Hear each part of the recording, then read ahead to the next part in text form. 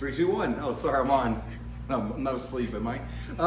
We're gonna show you a basic way to do a face framing on a long haircut with this minimum layer sort of towards the bottom. You may call it long layers or medium layers or halfway between, whatever I don't care what you call it. I always go off the natural part, of course, when you do face framing. I always start with the client's right-hand side because I'm right-hand dominant. And so for me, the right-hand side, the head's easier to get to and cut because I'm working with my natural strengths this side. The non-dominant side, which is her left side, which is the dominant side of the hair volume, then your body for me is in the way, so it's harder work. So I set in the visual guide here to match over here. Make sense? Cool. So what I always do when I cut the perimeter, if I know I'm gonna have a face framing going on, I don't cut the perimeter totally as even in the front section, meaning from the front of the earlobe to the end of the baseline over here. Because if I go around and set the whole baseline all the way up in here, past the earlobe to me is the face framing. So from the earlobe forward is all face framing, the earlobe back, and the little corner where they meet right here is all baseline. Does it make sense? Most people will take it back here deeper and they get that really steep, hard angle, then they go back and texturize and thin and blend. And because I know that if we come straight down and cut it, I'm not doing this number here. I don't have a visual in my head where I'm going. So I try to figure out, like, when you do makeup work, I used to do makeup work a long time ago, believe it or not. Did nails too, once or twice. What are we trying to accent in the woman's face, or the man's face, the face framing? We're going to accent the cheeks, the corner of the mouth, bottom of the chin. We're going to accent the hollow of her neck, the gape in her clavicle bone here.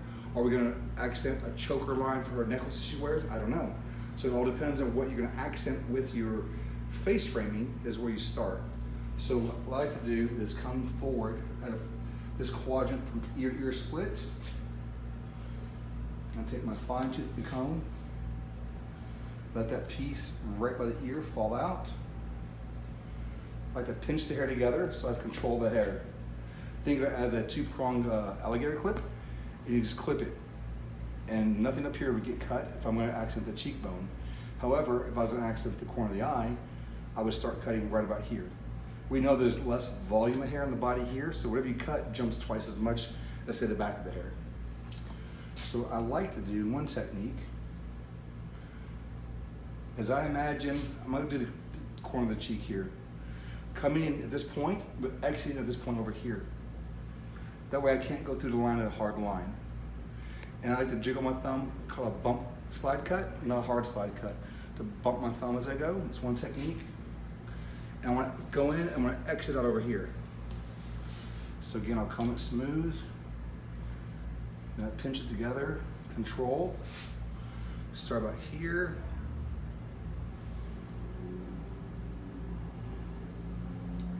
And you can see, with very little effort, we have some face framing. It goes all the way from here, all the way down into there.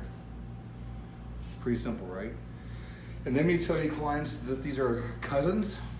This side will never be exactly the same as that side, because it can't be. The volume of hair is different, it's not gonna lay the same.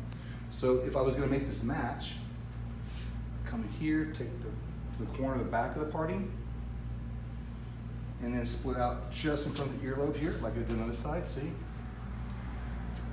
The problem here is I've been in the past graphing back here. That's the wrong section of hair.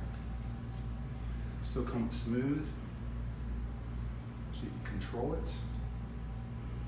And then find your pinch line, because you can envision that's the fringe, that's the swooping bang, that's the double bang. Then you come in and do the same thing. But another technique you can do is going from your standard cutting position into the inverted cutting system like this.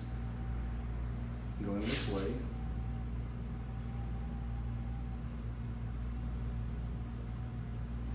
And then you can see the angles you're going to get. Now you usually got to cut twice because it's a gentler way of cutting. It is a slide cutting technique that you do with a razor or using the scissors. There we go. And you can see the face frame. Once you get that piece in here, just come in and visually connect it down there, and there's your other side of your face framing. Pretty simple. And allows you some freedom of softness. There's no products in this here besides detangler. But you can see where all that's going to hit nice and flowy. All that's going to counterbalance over here, nice and flowy.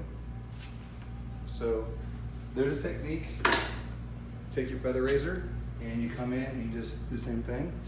I don't like to teach that to people until they're comfortable with the razor, because you're going at a steeper angle. Say a deeper angle, you're going to take too much out. So flatter gets less out, but too flat, it's a weird angle in there. If you're gonna cut your fringe with your razor, I like to take my feather blade out of the blade, because this is totally my hand now. There's no extra weight.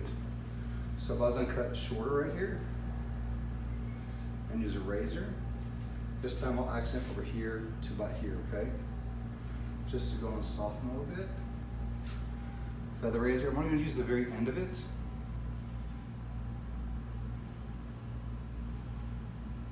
One more time. I have a very heavy hand, and that's why I'm not a big fan of the feather razor for this versus using my fingers, because I've been known to put giant gaping holes because I have a big old heavy hand when it comes to cutting these veins. One more time, you should get it.